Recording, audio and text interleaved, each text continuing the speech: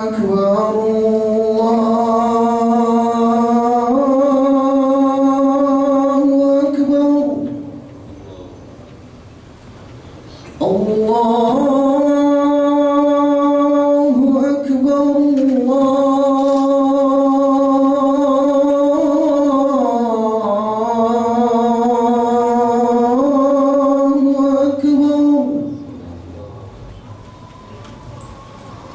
أشهد أن لا إله إلا الله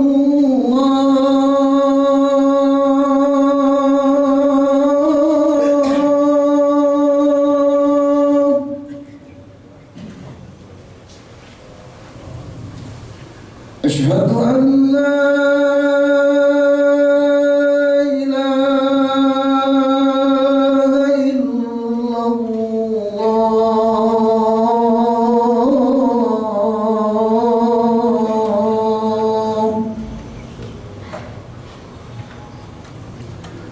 أشهد أن محمد رسول الله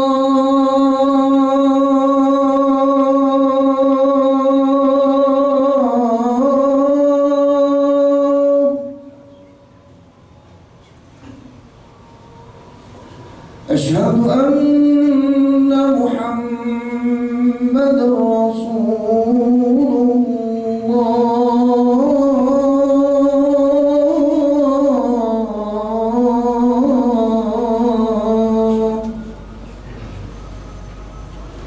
هيا على الصلاة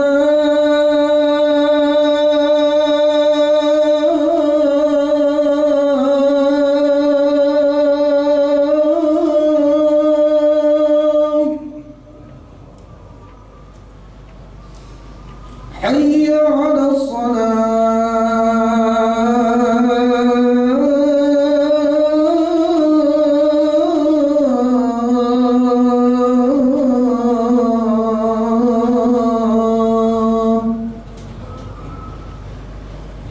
حي على الفلاح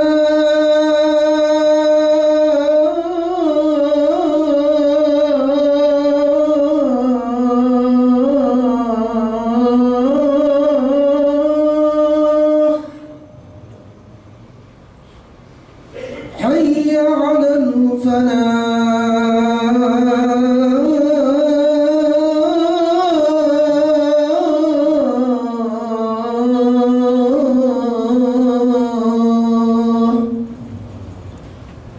الله أكبر الله أكبر لا إله إلا الله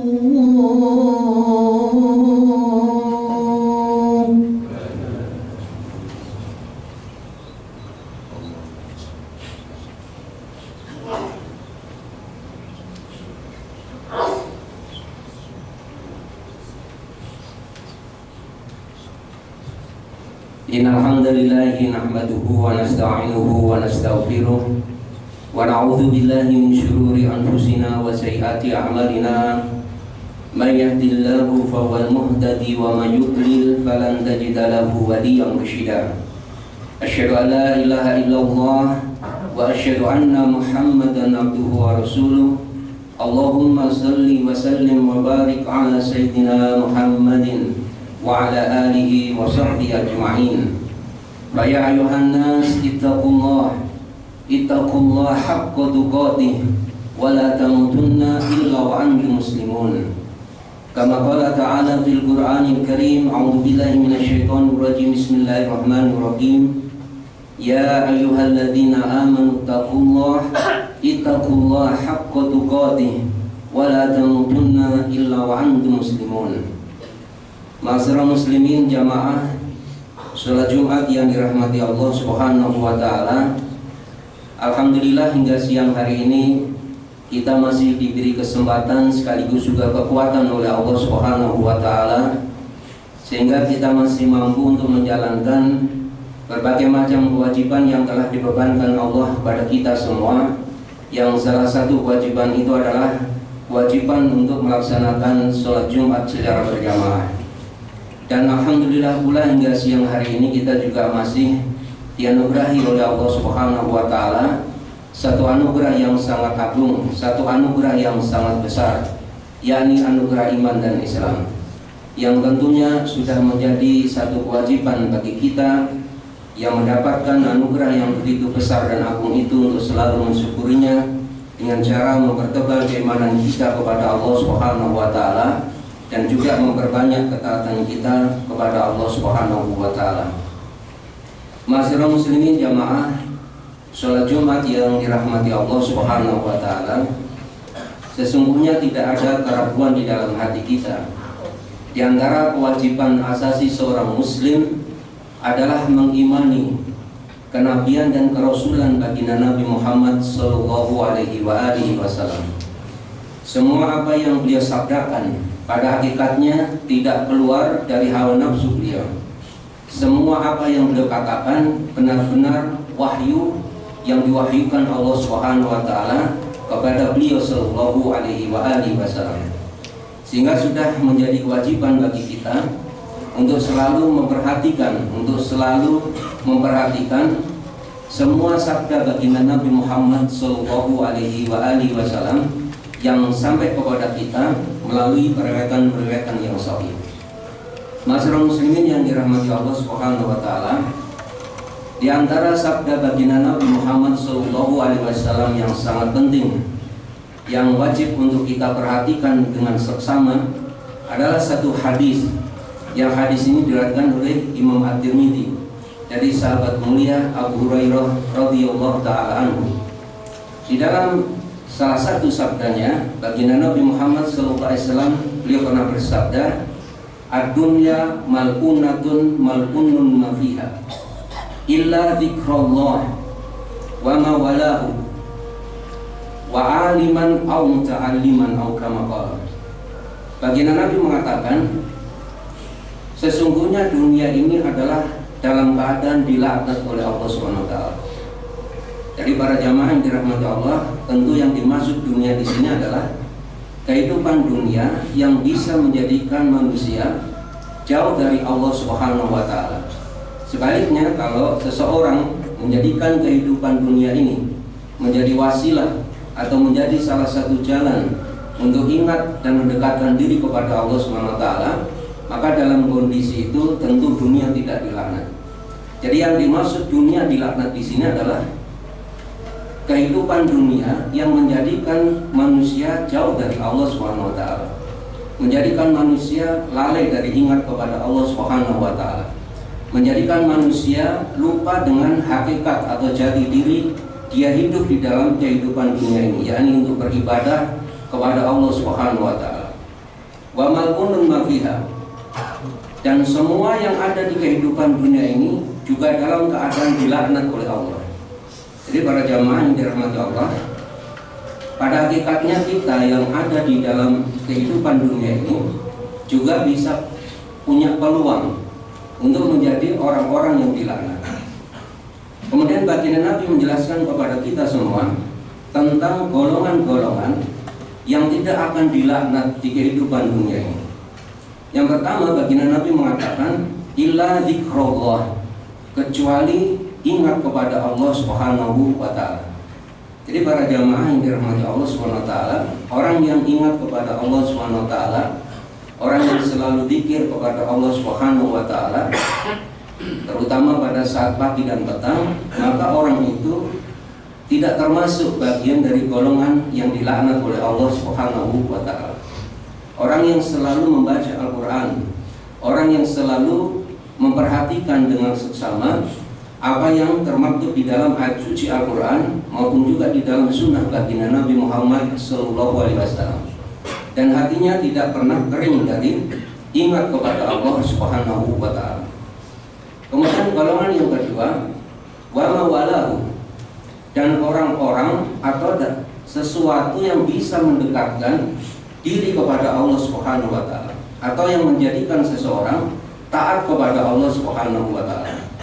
Jadi para jamaah yang dirahmati Allah Subhanahu wa taala, semua perkara yang bisa menjadikan kita taat kepada Allah, menjadikan kita selalu mencintai Allah Subhanahu wa Ta'ala, maka perkara itu tidak termasuk bagian yang dilaknat oleh Allah. Jadi para jamaah, ketika panjenengan beribadah kepada Allah, ketika panjenengan menjalankan perintah-perintah Allah dan juga Rasulnya dengan tulus dan ikhlas, dengan konsekuen, dengan penuh keistiqomahan, maka dengan sebab itu panjenengan tidak akan menjadi bagian orang yang dilaknat oleh Allah Subhanahu wa Ta'ala. Kemudian yang ketiga, baginda Nabi Shallallahu Alaihi Wasallam menjelaskan kepada kita golongan yang tidak dilaknat. Yang ketiga adalah aliman au muta'alliman. Aliman itu artinya adalah orang yang alim, orang yang pada hakikatnya takut kepada Allah Subhanahu wa Ta'ala. Jadi para jamaah, kalau kita perhatikan di dalam penjelasan para alim ulama, yang dimaksud dengan alim, orang-orang yang mengetahui, pada hakikatnya adalah orang yang takut kepada Allah. Di dalam Al-Quran disebutkan innama yakhsyallaha min ibadihi ulama. Jadi yang hanya bisa takut kepada Allah dari kalangan hambanya itu adalah al-ulama. Al-ulama ini adalah bentuk jamak dari alim, yang artinya adalah orang-orang yang mengetahui. Jadi para jemaah, orang yang alim, orang yang mengetahui, tidak sekadar dia itu memahami Al-Quran dan As-Sunnah, mengetahui hukum-hukum Islam secara jernih dan mendalam, menguasai banyak fan ilmu di dalam Islam, tetapi hakikat dari orang yang alim, orang yang benar-benar memahami, orang-orang yang makrifat kepada Allah adalah orang yang paling takut kepada Allah. Sehingga para jamaah, orang yang alim tidak akan mungkin dia menyimpang dari tuntunan Al-Quran dan Sunnah baginda Nabi Muhammad SAW. Orang yang alim, orang yang benar-benar takut kepada Allah, tentu dia juga tidak akan mungkin melakukan kedustaan-kedustaan atau kebohongan-kebohongan, termasuk melakukan penyimpangan-penyimpangan yang itu merugikan dia sendiri ataupun juga merugikan orang banyak. Kemudian yang kedua adalah al-muta'alliman.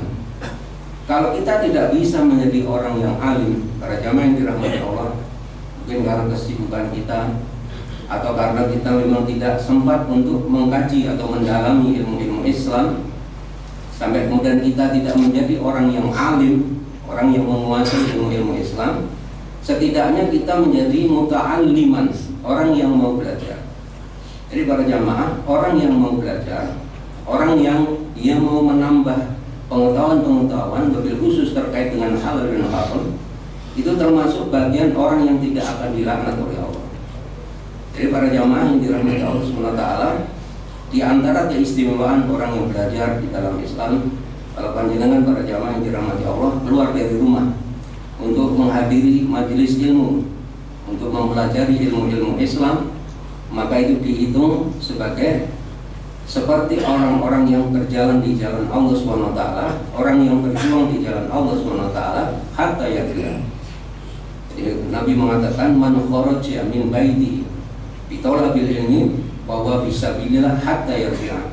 Barang siapa orang yang keluar dari rumahnya untuk menuntut ilmu, untuk mencari pengetahuan, yakni khususnya adalah terkait dengan halal dan haram, bahwa fisabilillah hatta yarji'a, maka dia seperti orang yang berada di jalan Allah SWT hatta yarji'a, sampai dia kembali ke rumahnya.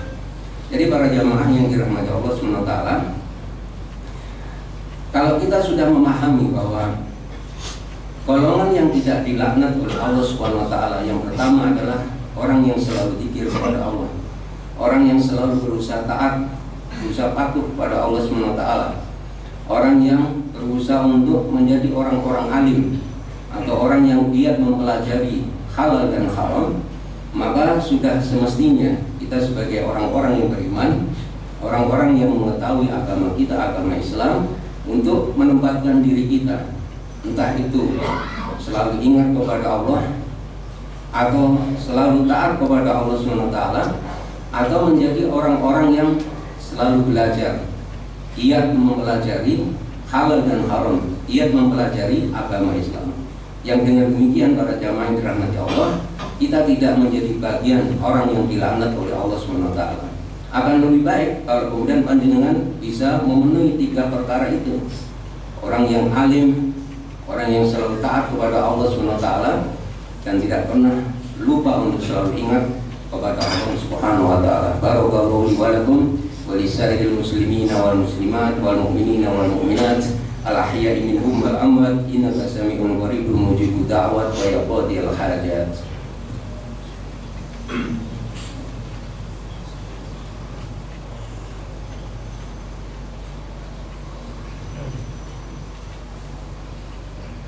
Hamidan lillahi wa musallian ala rasulillahi sallallahu alaihi wa alihi wa sallam. Allahumma salli wa sallim wa barik ala sayyidina Muhammadin wa ala alihi wa sahbihi ajma'in. Qala ta'ala fil Qur'anil Karim, a'udzu billahi minasy syaithanir rajim. Bismillahirrahmanirrahim. Ya ayyuhalladzina amanu ittaqullaha haqqa tuqatih wa la tamutunna illa wa antum muslimun. Ma'asyiral muslimin yang dirahmati Allah Subhanahu wa taala, mari kita di khotbah yang kedua ini memperbarui keimanan kita, meningkatkan ketakwaan kita kepada Allah Subhanahu wa taala, dan juga menjaga hati kita untuk selalu menjadi bagian hamba-hamba Allah Subhanahu wa taala yang dalam mengerjakan sesuatu ikhlas karena Allah. Dan di khotbah yang kedua ini, para jamaah yang dirahmati Allah Subhanahu wa taala, pada ingin sampaikan satu hadis. Hadis ini salah satunya diriwayatkan oleh Imam At-Tabarani, dan hadis ini dinilai oleh para ulama ahli hadis sebagai hadis yang hasan, sehingga hadis ini layak untuk dijadikan sebagai hujjah atau argumentasi. Suatu saat para jamaah yang dirahmati Allah SWT, Malaikat Jibril alaihissalam, beliau pernah mendatangi baginda Nabi Muhammad SAW, dan Malaikat Jibril memberikan satu nasihat kepada baginda Nabi Muhammad SAW. Malaikat Jibril berkata, "Ya Muhammad, wahai Muhammad, ish ma syi'ta fa innaka mayyitun." Wahai Muhammad, hiduplah kamu sesuka hatimu, tapi ingatlah, sesungguhnya kamu pasti akan mati. Wahbib man ahbabta fa innaka mufariquh. Cintailah siapa saja orang yang bisa kamu cintai, tapi ingatlah, sesungguhnya kamu pasti akan berpisah dengan orang itu. Wa'mal masyita, dan berbuatlah kamu di dunia ini sesuka kamu. Fa'inna kamu jaziyun bi, tapi ingatlah, sesungguhnya kamu pasti akan diberi balasan atas semua perbuatan kamu. Jadi para jamaah yang dirahmati Allah, ada 3 nasihat penting yang disampaikan Malaikat Jibril alaihissalam kepada baginda Nabi Muhammad SAW. Yang pertama, para jamaah yang dirahmati Allah, kita ini selalu diingatkan baik oleh Al-Quran, Sunnah maupun juga guru-guru kita, agar kita ini selalu ingat mati. Para jamaah yang dirahmati Allah, panjenengan di dunia ini hidup sesuka panjenengan, terserah. Panjenengan mau pengen berpuasa di negeri ini sampai, taruhlah sampai, kalau boleh sih sampai 5 periode, atau panjenengan, mohon maaf nih mas, misalnya bisa mengkorupsi ya harta-harta milik rakyat, sesuka panjenengan, tapi ingat, panjenengan pasti mati. Itu artinya apa? Setiap orang yang ada di dunia ini dibatasi oleh Allah SWT dengan kematian. Sehingga dengan kematian ini kita akan selalu menjadi orang-orang yang ingat kepada Allah, orang yang tidak akan berani menentang atau melanggar perintah-perintah Allah SWT. Tidak akan mungkin kalau orang itu mengingat kematian, orang-orang beriman itu melakukan perbuatan-perbuatan jahat, lebih-lebih lagi perbuatan menganiaya orang lain, perbuatan mendolimi orang lain, lebih-lebih lagi mendolimi orang banyak. Pasti tidak akan pernah ada di dalam pikiran dia. Karena apa? Karena dia akan mati. Dan ketika dia mati, pasti nanti akan hidup di alam lain, di kehidupan akhirat, yang mana dia akan mempertanggungjawabkan di sisi Allah SWT. Dan para jamaah yang dirahmati Allah SWT, yang kedua, di dunia ini panjenengan mencintai siapapun terserah, tapi ingat, kalau panjenengan mati pasti akan berpisah dengan orang itu. Panjenengan bisa mencintai anak, saking cintanya kepada anak, anaknya diberi kekuasaan, sampai kalau bisa undang-undangnya dirubah dan seterusnya.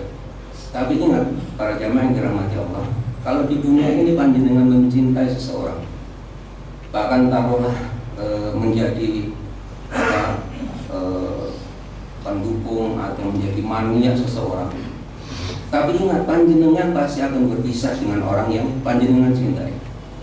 Itu artinya apa? Para jamaah yang dirahmati Allah, di dunia ini tidak ada yang abadi. Yang wajib panjenengan cintai adalah Allah SWT dan Rasulnya. Jangan sampai panjenengan menggadaikan kecintaan Allah kepada Rasul dan kepada Rasul dengan kecintaan kepada selain Allah dan juga selain baginda Nabi Muhammad SAW. Mengapa? Karena panjenengan pasti akan berpisah. Bisa saja orang yang mencintai panjenengan berjanji hidup sehidup semati di dunia ini. Tapi ingat, mungkin barangkali belum pernah kita jumpai, mungkin hanya ada di dongeng. Kalau panjenengan atau ada seseorang mati, itu jarang kita temui orang yang mencintai dia itu juga mau ikut mati. Pasti akan berpisah. Kemudian yang ketiga para jemaah, Malaikat Jibril mengatakan, beramalah atau berbuatlah kamu di dunia ini sesuka hatimu. Tapi ingat, sesungguhnya kamu akan diberi balasan. Artinya apa para jamaah? Kita hidup di dunia ini akan dimintai pertanggungjawaban di sisi Allah SWT. Panjenengan mau berbuat sejahat apapun, panjenengan berbuat sebaik apapun, itu pasti akan dapat balasan dari Allah. Jangan dipikir ketika panjenengan hidup di dunia ini melakukan perbuatan-perbuatan jahat, perbuatan dolim, itu tidak dibalas oleh Allah. Semuanya di bawah pengawasan Allah Subhanahu wa Ta'ala. Oleh karena itu para jamaah yang dirahmati Allah, kalau kita ingat hadis ini, maka kita tentu akan menjadi orang-orang yang selalu ingat kepada Allah, orang yang selalu berusaha untuk mendekatkan diri kepada Allah Subhanahu wa Ta'ala, dan berusaha semaksimal mungkin untuk apa? Untuk menjadi orang yang alim, atau kalau tidak mungkin kita mencapai derajat alim, setidaknya kita menjadi orang-orang yang mau belajar, orang-orang yang mau mengoreksi dirinya, orang yang mau memperbaiki dan juga memperbarui kondisi-kondisi dirinya sehingga dia terus bergerak menuju manusia yang sempurna. Para jamaah yang dirahmati Allah SWT, mari kita akhiri khutbah yang kedua ini dengan kita berdoa bersama-sama memohon kepada Allah SWT. Semoga Allah SWT mengampuni dosa-dosa kita. Semoga Allah SWT memudahkan semua urusan kita, menjauhkan kita dari semua kesulitan dan kesukaran, dan semoga Allah SWT menolong saudara-saudara kita yang pada saat ini tengah mendapatkan musibah, wabil khusus saudara-saudara kita yang ada di Palestina, khusus lagi yang ada di daerah Gaza. Semoga Allah SWT memberikan kemudahan kepada mereka, dan juga semoga Allah SWT memudahkan saudara-saudara kita yang tahun ini mendapatkan anugerah dari Allah SWT untuk menunaikan ibadah haji. Semoga Allah SWT memberikan kekuatan. Semoga Allah SWT menjadikan mereka menjadi hamba-hamba Allah yang pulang ke tanah air dengan membawa haji yang mabrur.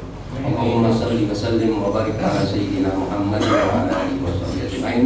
Walhamdulillahi rabbil alamin. Allahumma ighfir lil mu'minina wal mu'minat wal muslimina wal muslimat wal mu'minina wal mu'minat al ahya'i minhum wal amwat. Innaka sami'un qaribun mujibud da'wat wa yaqdil hajat. Rabbana ighfir lana wa li ikhwanina alladhina sabaquna bil iman wa la taj'al fi qulubina ghillan lil ladzina amanu rabbana innaka ra'ufur rahim. Rabbana la tuzigh qulubana ba'da idh hadaytana wa hab lana min ladunka rahmah innaka antal wahhab. Rabbana atina fid dunya hasanah wa fil akhirati hasanah wa qina adzabannar. Wa sallallahu ala sayyidina Muhammadin wa ala alihi wa sahbihi wasallam. Subhana rabbika rabbil izzati amma yasifun wa salamun alal mursalin walhamdulillahi rabbil alamin wa la dzikrullahi akbar.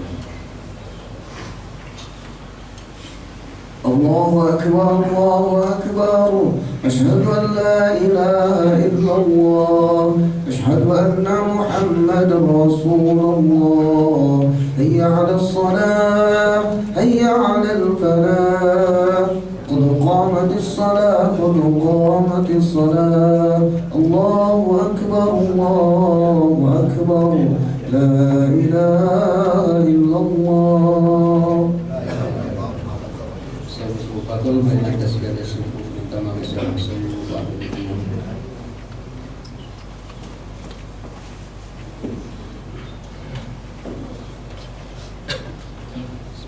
الله أكبر.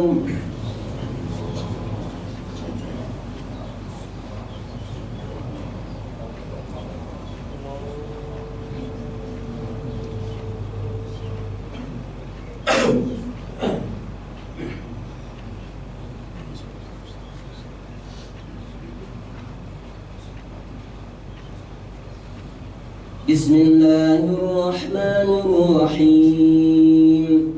الحمد لله رب العالمين الرحمن الرحيم مالك يوم الدين إياك نعبد وإياك نستعين اهدنا الصراط المستقيم صراط الذين أنعمت عليهم غير المغضوب عليهم ولا الضالين.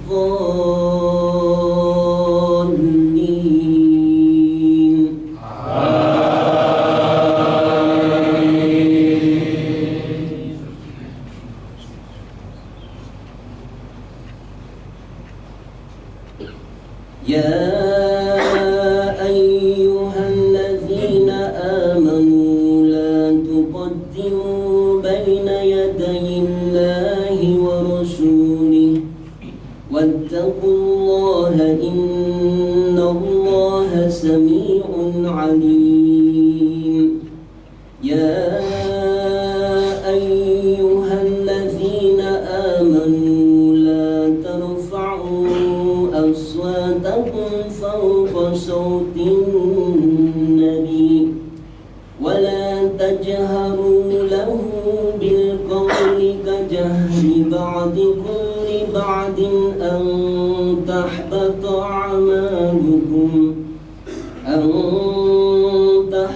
أعمالكم وأنتم لا تشعرون. إن الذين يغضون أصواتهم عند رسول الله أولئك الذين امتحن الله قلوبهم للتقوى لهم مغفرة وأجر عظيم.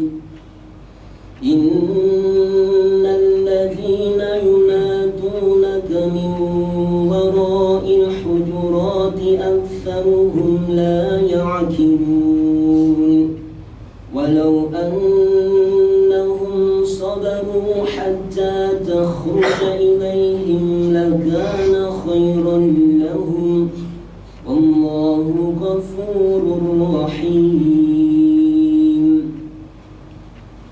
الله أكبر.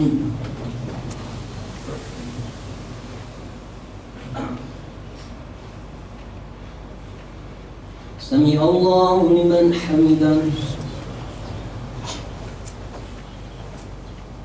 الله أكبر.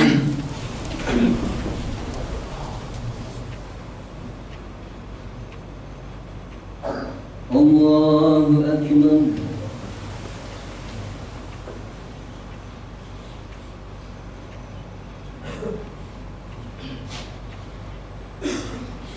الله أكبر.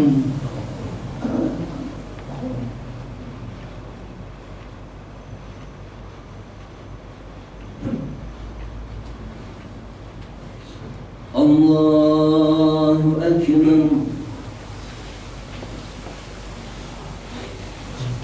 بسم الله الرحمن الرحيم.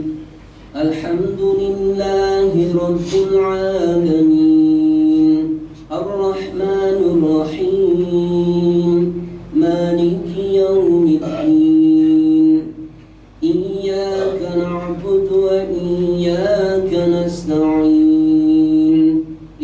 اهدنا الصراط المستقيم صراط الذين أنعمت عليهم غير المغضوب عليهم ولا الضالين آمين.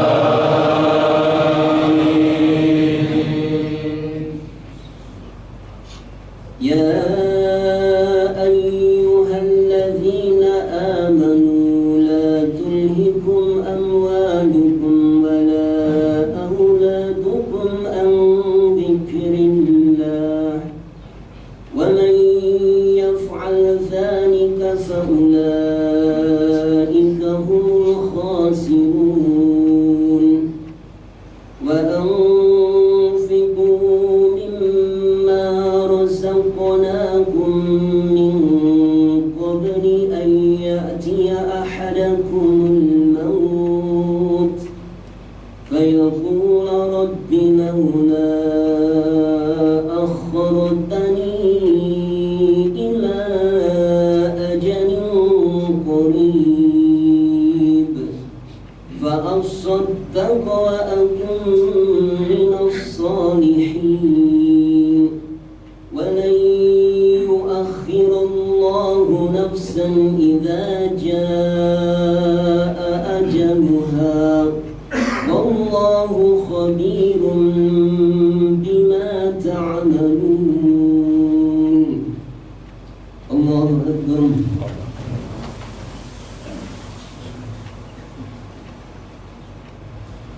سمع الله لمن حمده. الله أكبر.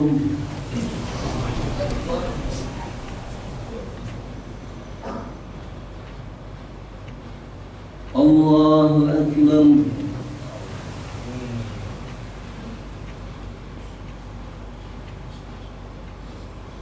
الله أكبر.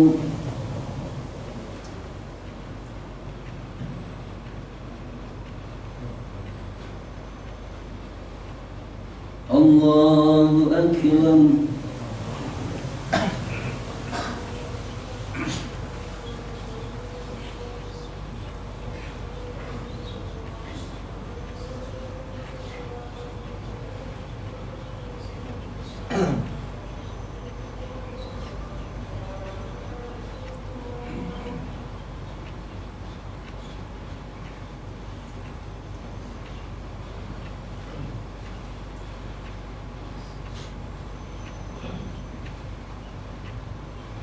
السلام عليكم ورحمة الله